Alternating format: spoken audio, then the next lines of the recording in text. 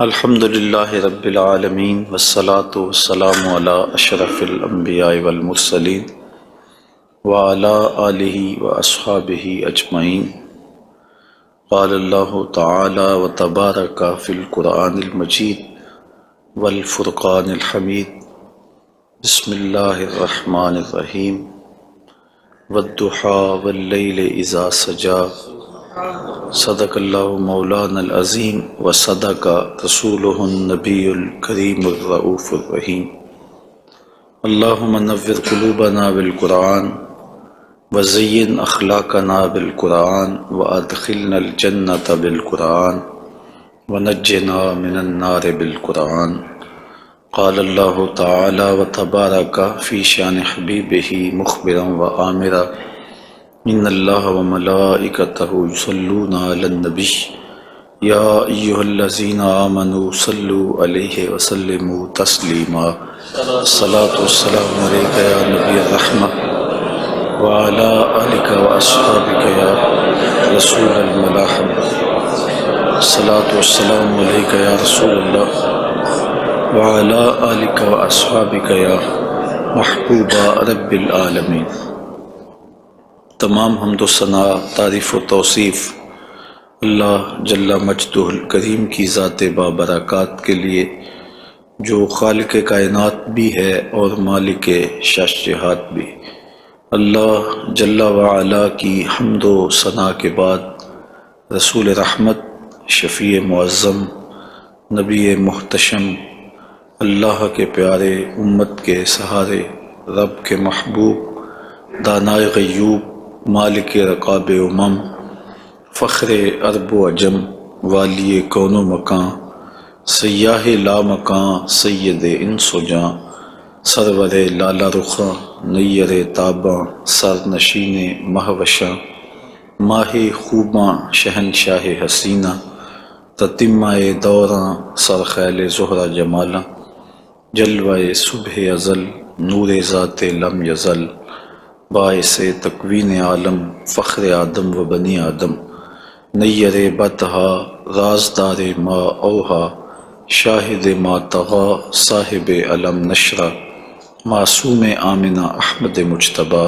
حضرت محمد مصطفیٰ صلی اللہ علیہ وآلہ وسلم کے حضور ناز میں اپنی عقیدتوں، ارادتوں اور محبتوں کا خراج پیش کرنے کے بعد، عالی مرتبت محتشم سامعین، السلام علیکم ورحمۃ اللہ وبرکاتہ۔ ماہ نور ربیع الاول اپنی تمام تر رعنائیوں کے ساتھ جلوہ گر ہوا جا رہا ہے، اور ہم حضور نبی رحمت صلی اللہ علیہ وآلہ وسلم کے شمائل پر کچھ باتیں آپ کے سامنے رکھنا چاہ رہے ہیں۔ اللہ تعالیٰ کلمات حق زبان پہ جاری فرمائے، اور حضور کے جمال جہاں آرا کی برکتوں سے ہماری روحوں میں نکھار پیدا فرمائے۔ علماء نے لکھا ہے کہ حضور کے حلیہ شریف کو بیان کرنے سے دلوں میں حضور کی محبت پیدا ہوتی ہے، اور سننے والوں کو، بیان کرنے والوں کو حضور کا پیار ملتا ہے، حضور کی محبت ملتی ہے، اور اس کی برکت سے حضور کے دیدار کی دولت بیدار بھی نصیب ہو جاتی ہے۔ ہماری آرزو ہے کہ ہم آقا و مولا حضور ختمی المرتبت صلی اللہ علیہ وآلہ وسلم کے شمائل کا درس سنیں، بیان کریں، ہماری بھی قسمت جاگے، زندگی میں وہ شب بھی آئے کہ آنکھیں بند ہوں اور مقدر جاگ اٹھے، اور میں سو جاؤں یا مصطفیٰ کہتے کہتے، کھلے آنکھ صلی اللہ کہتے کہتے۔ باقی جہاں تک حضور کے شمائل کو بیان کرنے کا حق ہے، وہ کوئی بھی نہیں کر سکتا۔ ہم تو 14 صدیوں کے فاصلے پہ ہیں۔ جن لوگوں نے حضور کو دیکھا، وہ بھی حضور علیہ السلام کا حلیہ بیان کرنے سے اپنے آپ کو قاصر سمجھتے ہیں۔ فرماتے ہیں ہمارے میں طاقت نہیں کہ ہم حضور کا حلیہ بیان فرمائیں۔ چند اصحاب نے حضور کا حلیہ بیان کیا، بلکہ صحابہ ایک دوسرے سے پوچھتے تھے حضور کیسے تھے؟ میاں تم نے نہیں دیکھا؟ کہا دیکھ کر بھی نہیں دیکھا۔ ہمت ہی نہیں تھی کہ حضور کے جمال جہاں آرا کو آنکھ بھر کے دیکھ سکے۔ جن لوگوں نے حضور کا حلیہ بیان کیا ہے یہ وہ لوگ ہیں جنہوں نے یا تو حضور کو بچپن میں دیکھا ہے یا بہت قریب رہے ہیں اور حضور کو سوئے ہوئے دیکھا ہے، تو وہ حضور کا حلیہ بیان فرماتے ہیں۔ حضرت حسان بن ثابت رضی اللہ تعالی عنہ حضور کا حلیہ بیان فرماتے ہیں، کہتے ہیں کہ میں جو حضور کے شمائل کو تمہارے سامنے رکھتا ہوں تو اس کی وجہ یہ ہے کہ مجھے حضور کو دیکھنے کا ایک طریقہ آ گیا تھا، اور وہ یہ کہ فلما نظرت الی انوارہ فودعت کفی علی عینی خوفا من ذہاب بصری، تو میں اپنی آنکھوں پہ انگلیاں رکھ کے انگلیوں کی اوٹ سے حضور کے چہرے کو دیکھتا تھا کہ حضور کے جلووں کی چمک سے میری آنکھوں کی بینائی نہ جاتی رہے۔ یہ کون کہہ رہے ہیں؟ حضرت حسان بن ثابت رضی اللہ تعالی عنہ۔ اور آپ سارے اچھی طرح جانتے ہیں کہ حضرت حسان بن ثابت شاعر ہیں، اور شاعر حسن دیکھنے میں بڑا دلیر ہوتا ہے، اور وہ جو شاعر ہے اور حسن دیکھنے میں دلیر ہے وہ بھی آنکھوں پہ انگلیاں رکھ کے دیکھ رہا ہے، اور ابھی یہ حسن ظاہر نہیں ہوا۔ امام قرطبی علیہ رحمہ لکھتے ہیں کہ حضور نبی رحمت صلی اللہ علیہ وآلہ وسلم کا حسن ظاہر نہیں ہوا تھا، اور اگر جمال رسول صلی اللہ علیہ وآلہ وسلم کا ظہور ہو جاتا تو کوئی دیکھنے کی تاب ہی نہ رکھتا۔ حضور کے جمال جہاں آرا پر 70,000 بشریت کے پردے رکھے گئے، لیکن اس چھپے ہوئے حسن کو بھی دیکھنے کی تاب نہیں ہے، اور اگر یہ حسن بے نقاب ہوتا تو کیا ہوتا؟ یہی بہتر ہے کہ وہ پردے میں روح پوش رہے، وہ اگر پردہ اٹھا دے تو کسے ہوش رہے۔ حضرت شاہ ولی اللہ محدث دہلوی علیہ رحمہ نے اپنے والد حضرت شاہ عبد الرحیم محدث دہلوی علیہ رحمہ سے روایت کیا ہے کہ میرے والد شاہ عبد الرحیم خواب میں حضور کی زیارت کی، اور یہ بات آپ اچھی طرح جانتے ہیں کہ جس نے حضور کو خواب میں دیکھا اس نے حضور کو ہی دیکھا۔ شیطان خواب میں آ کر بھی حضور کی مثل ہونے کا دعویٰ نہیں کر سکتا۔ تو خواب میں حضور کو دیکھا اور عرض کی یا رسول اللہ صلی اللہ علیہ وسلم، آپ نے فرمایا ہے انا املہ و اخی یوسف اصبہ، میں نمکین حسن والا ہوں اور میرا بھائی یوسف میٹھے حسن والا تھا۔ وہاں تو زنان مصر کی انگلیاں کٹ گئیں، اور یہاں ایسا کوئی واقعہ پیش نہیں آیا، جبکہ حسن ملی حسن صبی کی نسبت زیادہ پرکشش ہوتا ہے، تو وہاں انگلیاں کٹ گئیں اور یہاں ایسا کوئی واقعہ پیش نہیں آیا، تو اس کی کیا وجہ ہے؟ تو حضور نے جو خواب میں جواب دیا وہ حضرت شاہ عبد الرحیم نے بیان فرمایا، اور شاہ ولی اللہ محدث دہلوی علیہ رحمہ نے در سمین میں اس کو لکھا۔ آقا کریم نے فرمایا جمالی مستور عن اعین الناس غیرۃ من اللہ، اے عبد الرحیم، اللہ نے غیرت محبت کی وجہ سے میرے حسن کو لوگوں کی نظروں سے چھپا کے رکھا ہے۔ کوئی محب نہیں چاہتا کہ میرا محبوب کوئی دیکھے۔ قتیل شفائی نے کہا تھا نا، اس حد تلک بڑھ گئی ہے بے اعتمادی کہ تجھ کو تجھ سے بھی چھپانا چاہتا ہوں۔ وہ کہتا ہے میری تو آرزو یہ ہے کہ تو آئینہ بھی نہ دیکھے۔ تو محب کی غیرت ہوتی ہے کہ اس کے محبوب کو کوئی نہ دیکھے، تو کہا کہ میرے حسن کو لوگوں کی نظروں سے چھپا کے رکھا گیا ہے، اور اگر یہ حسن ظاہر کر دیا جاتا تو کوئی تاب نہ لا سکتا۔ تو یہ چھپے ہوئے حسن کا عالم ہے کہ دیکھنے والوں کو پھر بھی انگلیاں رکھ کے دیکھنا پڑتا ہے، اور اگر یہ بے نقاب ہوتا تو پھر کون تاب لا سکتا۔ مولانا حسن رضا اعلی حضرت کے برادر محترم فرماتے ہیں وہ اگر جلوہ کریں کون تماشائی ہو۔ تو یہ وہ حسن ہے کہ جو تمام کا تمام ظاہر نہیں کیا گیا اور لوگوں کی نگاہوں سے پوشیدہ رکھا گیا، لیکن وہ بشریت کے پردوں کی اوٹ سے چھن چھن کے بھی اس قدر تابہ ہے کہ پوری کائنات کے اندر رنگ اسی حسن کے جھلکتے دکھائی دیتے ہیں۔ اور ہر طرف اسی کے انوار پھیلے ہوئے نظر آتے ہیں۔ تو حضور کے حسن کا بیان، حضور کے حسن کا ذکر اگرچہ انسانی استطاعت میں نہیں ہے اور اس کے بس میں نہیں ہے، لیکن اس کے باوجود صحابہ کے دور سے لے کر آج تک لوگوں کا یہ محبوب موضوع رہا ہے کہ وہ حضور علیہ السلام کے حسن کا ذکر کر کے اپنے قلب کی تسکین کا ساماں کرتے ہیں۔ علماء نے یہ بھی لکھا ہے کہ جو شخص حضور کے حسن کو بیان کرے لوگوں کے دلوں میں اس کے لیے پیار پیدا ہو جاتا ہے۔ آج ہر شخص چاہتا ہے کہ میں ہر دل عزیز ہو جاؤں، تو یہ سادہ سا نسخہ ہے کہ کائنات میں حضور کے حسن کے تذکرے کیا کرو، دنیا تم سے پیار کرنے لگ جائے گی۔ تم محبوب الخلائق بن جاؤ گے اگر تم اس محبوب دو عالم کے حسن کو لوگوں کی نظروں کے سامنے بیان کرو گے۔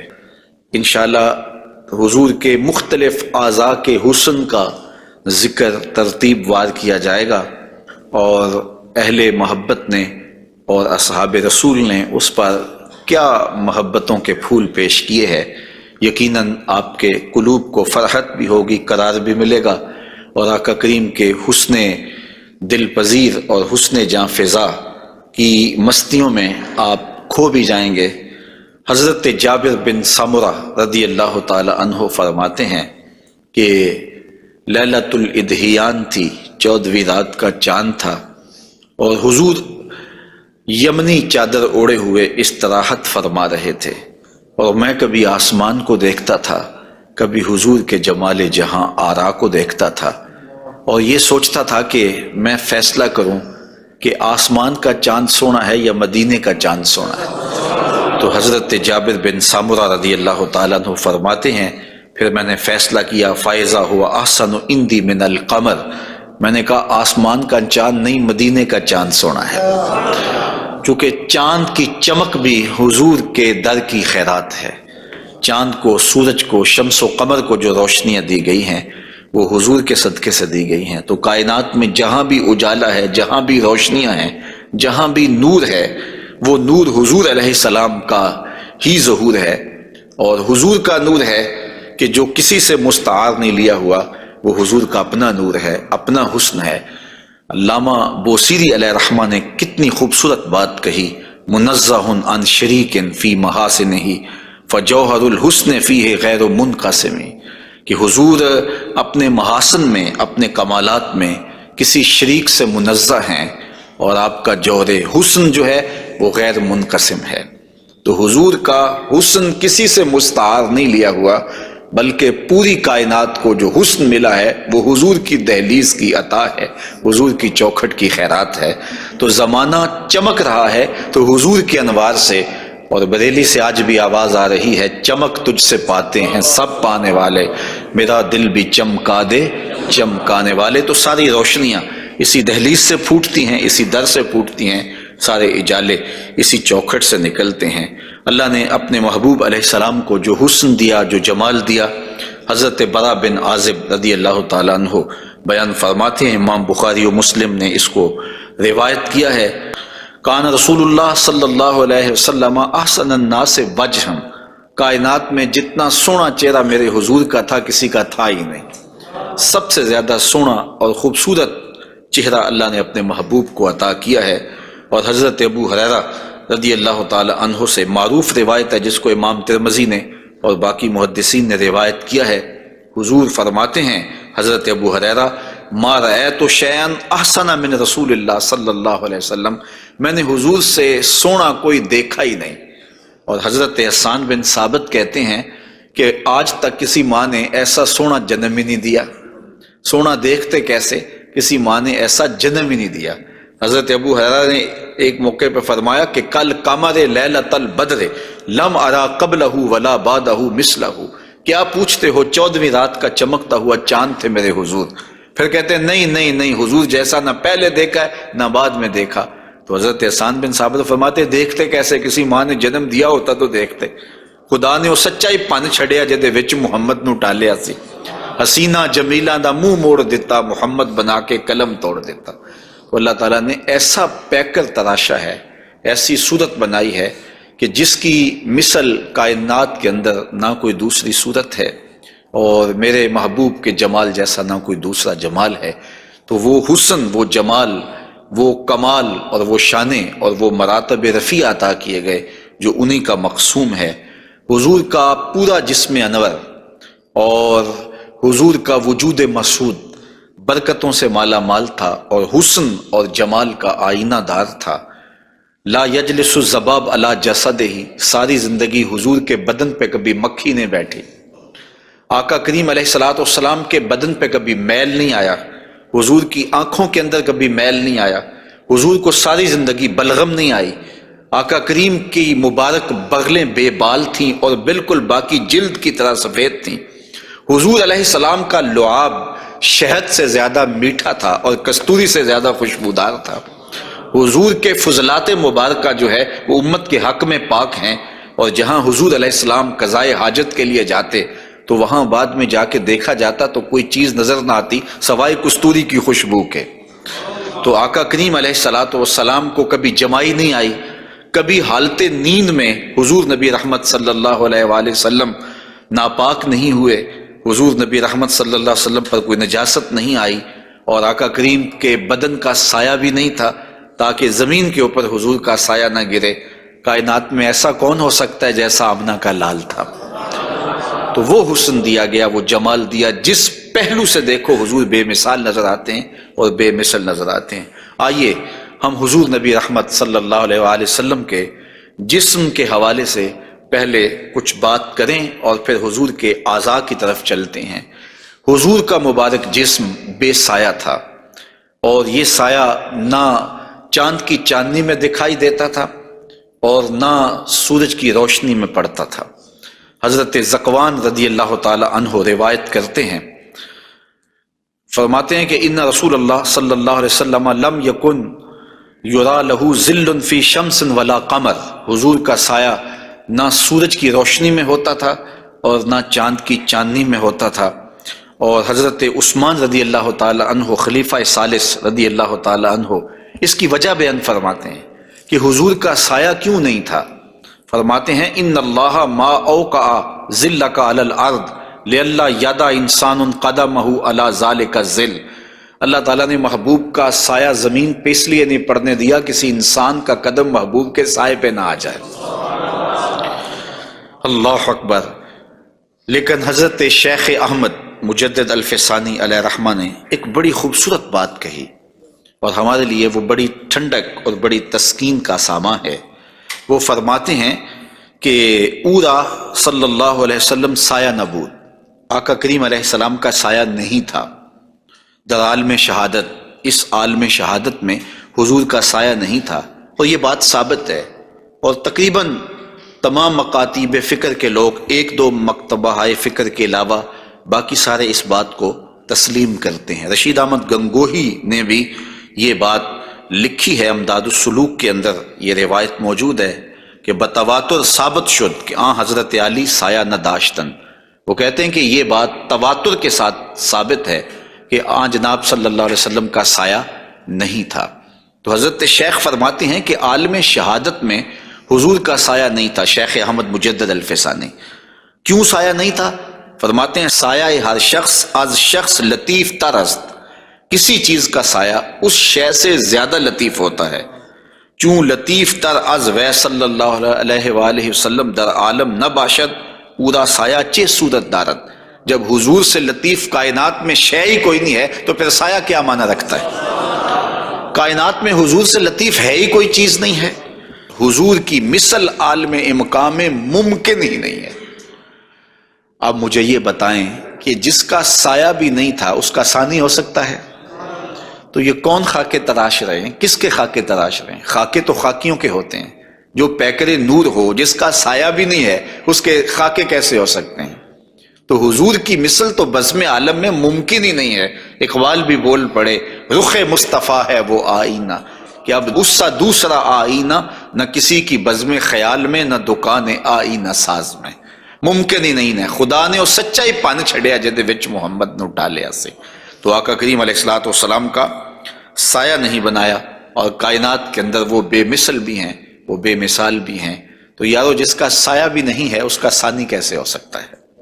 تو آقا کریم علیہ الصلوۃ والسلام کا مبارک قد انور، حضور کا جسم نور، اللہ تعالیٰ جل شانہ نے حضور کو قد رانا دیا ہوا۔ امیر خسرو نے کہا تھا نا، پری پیکر نگارے سرو قد لالا رخسارے، سراپا آفتے دل بود شب جائے کہ من بودم، خدا خود میرے مجلس بود اندر لا مکان خسرو، محمد شم محفل بود شب جائے کہ من بودم۔ تو حضور کا قد انور، اللہ اکبر، اس کے بارے میں حضرت سیدنا علی المرتضیٰ رضی اللہ تعالی عنہ سے مروی روایت سنیے۔ فرماتے ہیں لم یکن بالطویل الممغت ولا بالکثیر المتردد وکان ربعۃ من القوم لم ارى قبلہ ولا بعدہ مثلہ۔ فرمایا کہ حضور علیہ السلام کا قد لمبا بھی نہیں تھا، حضور پست قامت بھی نہیں تھے، حضور درمیانی قد و قامت کے حامل تھے۔ پھر آگے کہتے ہیں نہیں حضور جیسا نہ پہلے دیکھا نہ بعد میں دیکھا۔ اور حضرت انس رضی اللہ تعالیٰ عنہ فرماتے ہیں کان رسول اللہ صلی اللہ علیہ وسلم لیس بالذاہب طولا وفوق الربا اذا جامع القوم غمرہم۔ فرماتے ہیں حضور پست قامت نہیں تھے، حضور درمیانی قد و قامت کے تھے۔ پھر کہتے ہیں نہیں، درمیانی قد و قامت سے بھی اٹھتا ہوا حضور کا قد تھا، یعنی قد اتنا لمبا نہیں تھا کہ بہت لمبا قد بھی اچھا نہیں لگتا اور پست قامتی بھی عیب ہے، تو درمیانہ قد ہونا یہ حسن ہے، لیکن درمیانے سے بھی کچھ اٹھتا ہوا یہ مزید حسن ہے، اور یہ اللہ نے اپنے محبوب کو قد دیا تھا۔ لیکن اس کے ساتھ یہ شان تھی کہ لمبے لمبے قد والے لوگ موجود ہوتے اور حضور بھی ان میں موجود ہوتے۔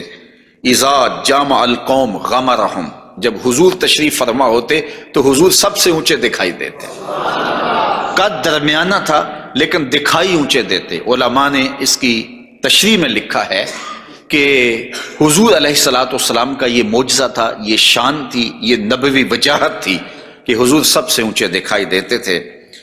ام معبد جو حضور کا حلیہ بیان کرتی ہیں، اور انشاءاللہ ان سے مروی روایت اور ان کا تفصیلی واقعہ ہم آگے چل کے بیان بھی کریں گے، تو وہ حضور کے قد پر کہتی ہیں غصن بین غصنین، دو شاخوں کے درمیان اٹھتی ہوئی جیسے شاخ ہوتی ہے، اس طرح حضور کا قد رانا تھا۔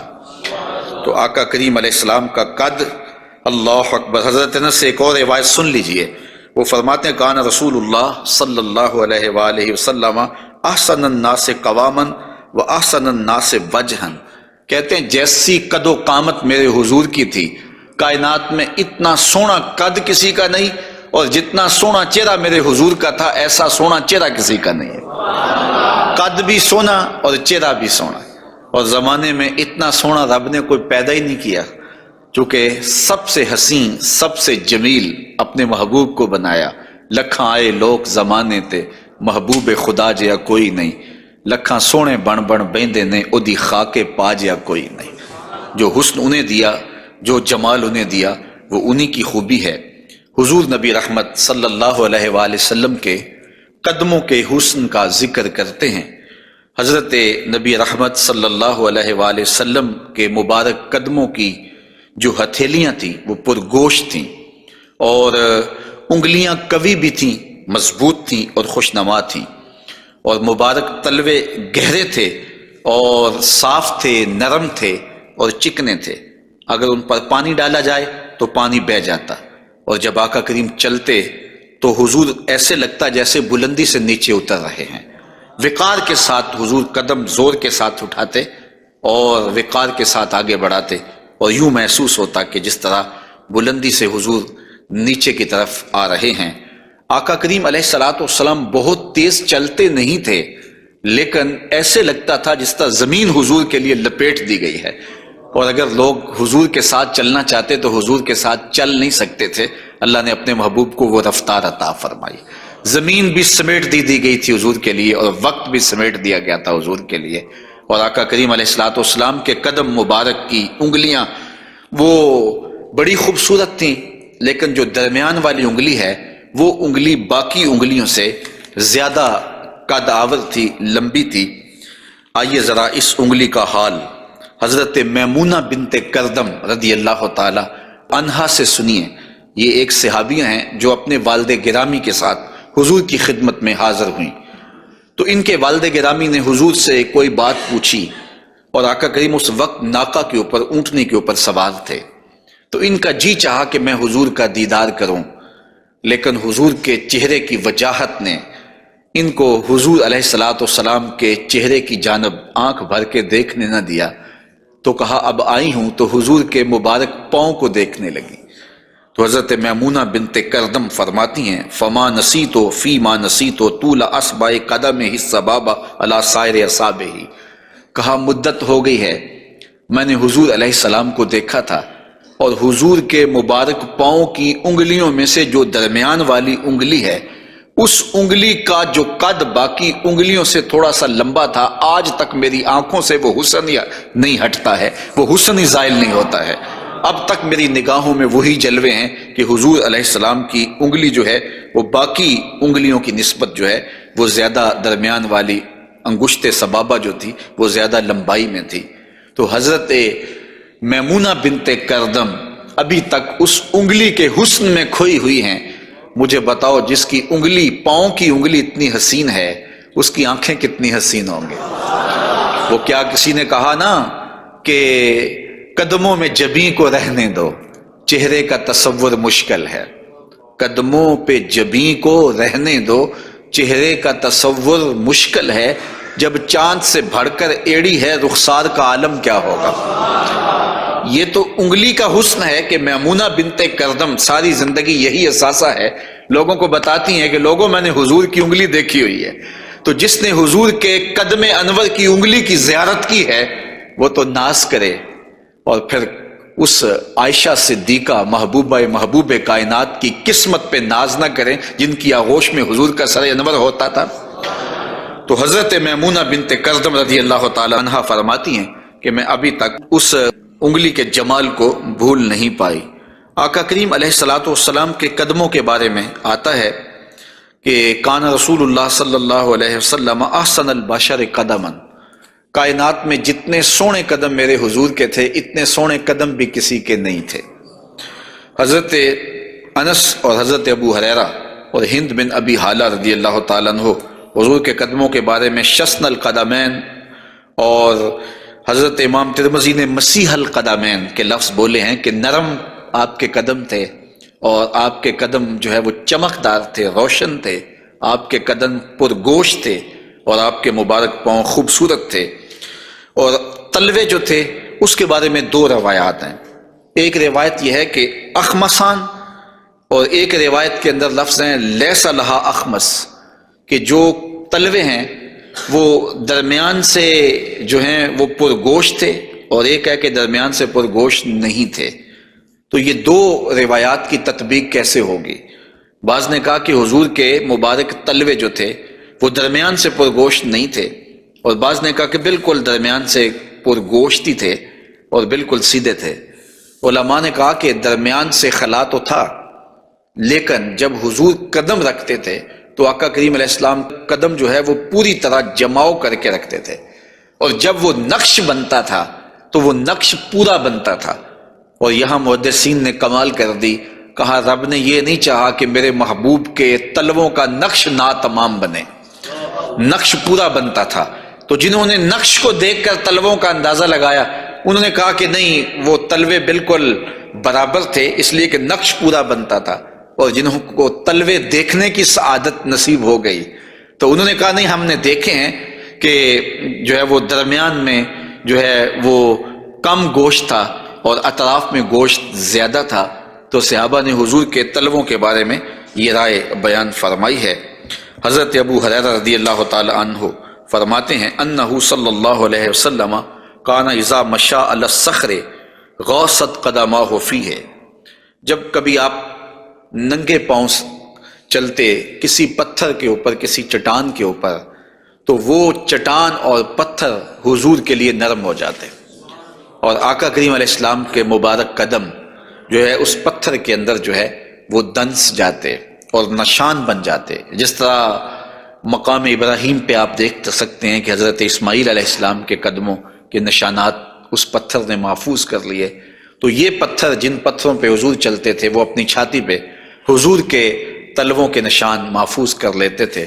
سلطان قاتبائی نے باقاعدہ ایک ایسا پتھر جس پر حضور کے قدموں کے نشانات موجود تھے وہ 20,000 دینار میں اس زمانے میں خریدا، اور خرید کے ساری زندگی اپنے پاس رکھا، اور مرنے سے قبل وصیت کی کہ جب میں مر جاؤں تو یہ پتھر میری قبر کے سرہانے لگانا۔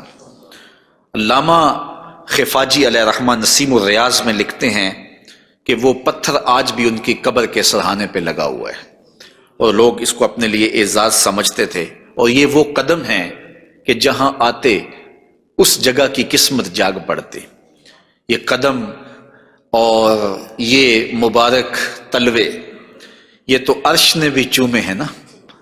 اعلی حضرت نے کیا خوب کہا، زہے عزت و اطلاع محمد، کہ ہے عرش حق زیر پائے محمد، کہ عرش حق حضور کے قدموں کے تلے تھا، اور یہ تلوے وہاں عرش الہی پہ لگے ہیں، اور یہ وہی تلوے ہیں جو حضرت جبریل امین کو چومنے کی سعادت بھی ملی ہے۔ جب معراج کی شب حاضر ہوئے تو محبوب استراحت کر رہے تھے، تو جبریل عرض گزار ہوئے کہ محبوب تیرا نبی تو سویا ہے، تو آواز آئی یا جبریلو قبل قدمہ ہے، میرے محبوب کے قدم چوم لے۔ تو جبریل امین نے حضور کے قدم چوم لیے، تو پھر کیا لطف آیا ہوگا۔ کسی نے تصور میں جبریل سے پوچھا کہ حضور کے قدم چومے تھے، تلیاں چومی تھیں، تو بتا کیا کیف ملا؟ تو اس نے زبان حال سے کہا، نہ جنت کی کلیوں میں دیکھا مزہ جو محمد کی تلیوں میں دیکھا۔ حضور علیہ السلام کے مبارک قدم جہاں پڑتے وہاں رحمتیں اور برکتیں ہی نازل ہوتی۔ ذی المجاز کی منڈی میں اپنے چچا کے ساتھ حضرت علی المرتضیٰ رضی اللہ تعالیٰ عنہ کے والد جناب ابو طالب کے ساتھ حضور جا رہے تھے۔ انہوں نے کہا کہ مجھے تو بڑی سخت پیاس لگی ہے، تو آقا کریم علیہ الصلوۃ والسلام نے سواری سے اتر کے زمین پر زور سے اپنا پاؤں مارا، تو جب آپ نے پاؤں مارا تو چشمہ پھوٹ پڑا، اور اپنے چچا سے کہا کہ یہاں پانی پی لیجیے گا۔ اور حضور علیہ الصلوۃ والسلام کی مبارک ایڑیاں جو ہیں ان کے بارے میں ہے کہ وہ کم گوشت تھیں، ان پر زیادہ گوشت نہیں تھا، اور آقا کریم علیہ الصلوۃ والسلام اس ایڑی کو بھی جہاں لگاتے وہاں حالات رحمتوں بھرے ہو جاتے۔ حضرت جابر رضی اللہ تعالی عنہ کا اونٹ تھا، ایک سفر میں وہ حضور کے ساتھ تھے کہ وہ تھک گیا اور اس سے چلا نہیں جاتا۔ حضور کی سواری گزری تو انہوں نے عرض کی، یا رسول اللہ صلی اللہ علیہ وسلم، یہ میرا اونٹ ہے اور تھک گیا ہے، اور میں قافلے کے ساتھ کیسے سفر کر سکتا ہوں؟ تو آقا کریم علیہ السلام نے اپنی ایڑی سے اس کو ٹھوکر لگائی، فناشطہ حتی کانا لا یملک زمامہ، وہ اتنا تیز ہوا کہ پھر اس کی باگ سنبھالی نہیں جاتی تھی۔ کچھ عرصے کے بعد حضور حضرت جابر سے پھر ملے، اور حضور نے پوچھا کہ وہ تمہارے اونٹ کا کیا بنا؟ تو انہوں نے کہا بخیرن قد اصابت ہو برکتوں کا، حضور آپ کی برکت کی وجہ سے اب خیر ہی ہو گئی ہے۔ تو وہ تو اب سنبھالا نہیں جاتا ہے اور اتنا سری و رفتار ہو گیا ہے۔ اور یہ بات آپ کبھی بھی بھول نہیں سکتے ہیں کہ حضور احد پہ تشریف لے گئے تھے، تو وہ حضور کے آنے کی خوشی میں جھوم اٹھا تھا، تو حضور نے ایڑی ہی ماری تھی، زور کے ساتھ ایڑی لگاتے ہوئے حضور نے کہا فضربہ برجلہ فقال اثبت، حضور نے کہا کہ اے احد رک جا، تو جھوم رہا ہے جانتا نہیں، فإنما علیک نبی و صدیق و شہیدان، تیرے اوپر ایک اللہ کا نبی ہے، ایک صدیق ہے اور 2 شہید ہیں۔ اور پھر فوراً اس کا زلزلہ تھم گیا۔ اعلیٰ حضرت بولے، ایک ٹھوکر سے احد کا زلزلہ جاتا رہا، رکھتی ہیں کتنا وقار اللہ اکبر ایڑیاں۔ تو یہ حضور علیہ الصلوۃ والسلام کے مبارک قدم تھے کہ جن کی برکات زمانے کو نصیب ہوئی، اور یہ وہ قدم تھے جنہیں چوم لینا صحابہ اپنے لیے سعادت سمجھتے تھے۔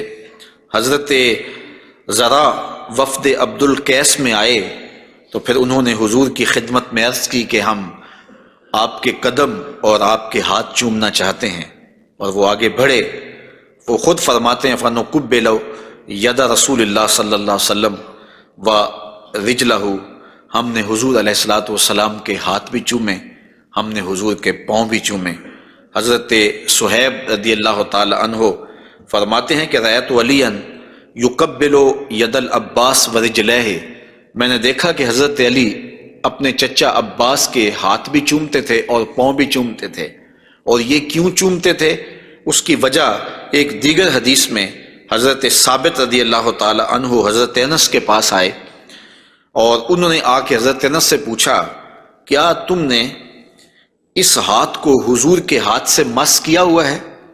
تو حضرت انس نے کہا کیوں نہیں، یہ سعادت مجھے ملی ہے کہ ان ہاتھوں نے حضور کے وجود کے بوسے لیے ہیں اور حضور کے وجود کو چھوا ہے۔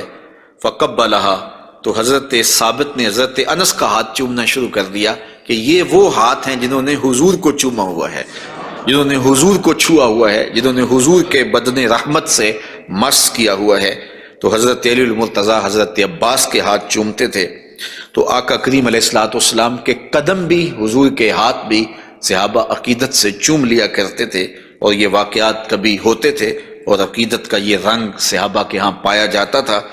حضور نبی رحمت صلی اللہ علیہ وآلہ وسلم وہ قدم جو برکتوں کے لیے، رحمتوں کے لیے اگر کسی اونٹ پہ لگتے ہیں تو وہ تیز ہو جاتا ہے، اور اگر زمین پہ مارتے ہیں تو چشمہ پھوٹ پڑتا ہے، اور اگر پہاڑ پہ لگاتے ہیں تو اس کا زلزلہ رک جاتا ہے۔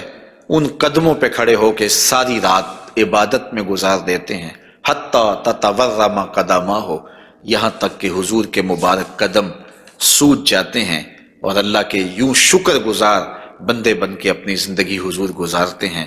تو آقا کریم علیہ الصلوۃ والسلام کے مبارک قدم خوبصورت تھے، اور اس کی تلیاں بھی خوبصورت تھیں، قدموں کا حسن بے مثال تھا۔ اور آقا کریم علیہ السلام کی پنڈلیوں کے بارے میں، حضور کی پنڈلیوں کے بارے میں حضرت جابر بن سمرہ رضی اللہ تعالی عنہ سے مروی ایک روایت سنیے۔ فرماتے ہیں کان فی ساق رسول اللہ صلی اللہ علیہ وسلم حموشۃ، آقا کریم علیہ الصلوۃ والسلام کی مبارک جو پنڈلیاں تھیں وہ نرم و نازک، پتلی اور خوبصورت تھیں۔ اور آقا کریم کی پنڈلیوں کے بارے میں سراقہ بن مالک رضی اللہ تعالی عنہ نے جو کہا ہے وہ بڑی خوبصورت بات کہی ہے۔ آپ سمجھتے ہیں، آپ جانتے ہیں کہ جب حضور مکے سے ہجرت فرما کے مدینہ تشریف لے گئے تو 100 سرخ اونٹ انعام حضور کی گرفتاری کے لیے رکھا گیا۔ تو سراقہ بن مالک بھی حضور کو گرفتار کرنے کے لیے حضور کا پتہ اور حضور کی تلاش میں نکلا تھا اور حضور کو ڈھونڈ رہا تھا۔ خیر ایک مقام پہ حضور علیہ السلام سے ملاقات ہو گئی، تو یہ اپنے اس برے ارادے سے حضور کی طرف بڑھا تو اس کا اونٹ جو ہے وہ گھٹنوں تک زمین میں دنس گیا۔ اس نے معذرت کی، حضور نے دعا دی، وہ اونٹ باہر نکل آیا تو اس کی پھر نیت بدل گئی، تو پھر دوبارہ اونٹ جو ہے وہ گھٹن تک دنس گیا۔ خیر اس نے دوبارہ معذرت کی اور حضور سے کہا کہ آپ مجھے امان نامہ لکھ کے دیں۔ تو حضور نے ان کو امان نامہ دے دیا اور فرمایا کہ تو مجھے گرفتار کرنے کے درپے ہے اور میں تیرے ہاتھوں میں کسرا کے کنگن دیکھ رہا ہوں۔ تو یہ واپس پلٹ آئے، تو انہوں نے اس وقت حضور علیہ السلام کو دیکھا، تو یہ حضور کے حسن کا اور حضور کی پنڈلیوں کا ذکر کرتے ہیں، کیونکہ حضور سواری پہ تھے اور حضور کی پنڈلیاں انہیں دکھائی دی۔ تو حضرت سراقہ بن مالک کہتے ہیں کہ فلما دنوت منہ، جب میں حضور کے نیڑے ہوا اس نیت سے کہ میں حضور کو گرفتار کروں، وہو علی ناقتہ، تو حضور اپنی اونٹنی کے اوپر سوار ہیں۔ تو پھر کیا ہوا؟ تو جعلت انظر الی ساقہ، تو میں حضور کی پنڈلیوں کو دیکھنے لگا۔ ایسا جعلت انظر، میں دیکھنے لگا، میری نظر جم گئی حضور کی مبارک پنڈلی پر۔ وہ کس طرح کہ اتنی خوبصورت تھی، کہتے ہیں کأنہا جمارہ، پنڈلی ایسے تھی جس طرح جمارہ ہوتا ہے۔ آپ نے کبھی دیکھا ہو کھجور کا درخت، تو کھجور کے درخت سے نیچے شاخیں پھوٹتی ہیں، تو جب نئی شاخ نکلتی ہے تو وہ اتنی خوبصورت ہوتی ہے اور اتنی نرم اور نازک اور گداز ہوتی ہے کہ اس کو چھو لینے کو جی چاہتا ہے۔ تو اس شاخ کو عربی میں جمارہ کہتے ہیں۔ تو وہ کہتے ہیں میں حضور کی پنڈلیوں کا کیا بتاؤں، جس طرح وہ کھجور کی تازہ شاخ نکلتی ہے جس کو دیکھنے سے جی نہیں رجتا، حضور کی پنڈلیاں جمارہ کی طرح تھیں۔ تو یہ انہوں نے ایک اپنے محاورے کے مطابق مثال دی، ورنہ حضور علیہ الصلوۃ والسلام کی پنڈلیوں کے لیے کوئی لفظ ہی نہیں ہے جو اللہ نے اپنے محبوب کو پنڈلیوں کا حسن دیا۔ اچھا، حضور کی پنڈلیوں کے بارے میں سنو میرے امام اعلی حضرت نے کیا کہا، کمال کر دی۔ ساک اصل قدم شاخ نخل کرم، اعلی حضرت فرماتے ہیں ساک اصل قدم، جو پنڈلی ہے، جو قدم کی اصل ہے، شاخ نخل کرم، جو کرم کی کھجور ہے، یہ اس کی شاخ ہے۔ اللہ اکبر، شم راہ اصابت پہ لاکھوں سلام۔ تو حضور علیہ الصلوۃ والسلام کو اللہ تعالیٰ نے پر نور، پتلی اور جو ہے وہ گوری رنگت کی اور لطیف اور خوبصورت پنڈلیوں سے نوازا تھا۔ اور حضور کے زانوئے منور کے بارے میں حضرت علی المرتضیٰ رضی اللہ تعالیٰ عنہ فرماتے ہیں دخم الکرادیس، رسول کریم صلی اللہ علیہ وآلہ وسلم کے مبارک زانوئے نور کے بارے میں دخم الکرادیس کے لفظ بھی ہیں، اور دوسری روایت مروی ہے سعد ابن ابی شیبہ سے، اس میں لفظ ہیں کان رسول اللہ صلی اللہ علیہ وسلم جلیل المشاش، آقا کریم علیہ الصلوۃ والسلام کے زانو مبارک مضبوط تھے، پرگوشت تھے اور خوبصورت تھے۔ اور اعلیٰ حضرت یہاں بھی اپنی محبت کا اظہار کیے بغیر نہیں رہ سکے، فرماتے ہیں انبیاء طے کریں زانو ان کے حضور، انبیاء طے کریں زانو ان کے حضور، زانوؤں کی وجاہت پہ لاکھوں سلام۔ یہ وہ زانو ہے جہاں نبی بھی زانو طے کرے، یہ وہ شان ہے ان زانوؤں کی۔ حضور نبی رحمت صلی اللہ علیہ وآلہ وسلم کے مبارک قد انور کے فضائل بھی آپ نے سنے، حضور نبی رحمت صلی اللہ علیہ وآلہ وسلم کی پنڈلیوں کا تذکرہ بھی سنا، حضور کے پائے نور کی باتیں بھی آپ نے سنی، اور اب آقا کریم علیہ الصلوۃ والسلام کے بطن اقدس اور حضور علیہ الصلوۃ والسلام کے پہلوؤں کا ذکر آپ کے سامنے کیا جاتا ہے۔ لیکن اگر آپ چاہیں تو ایک چائے میں بھی پی لوں اور ایک آپ بھی پی لیں۔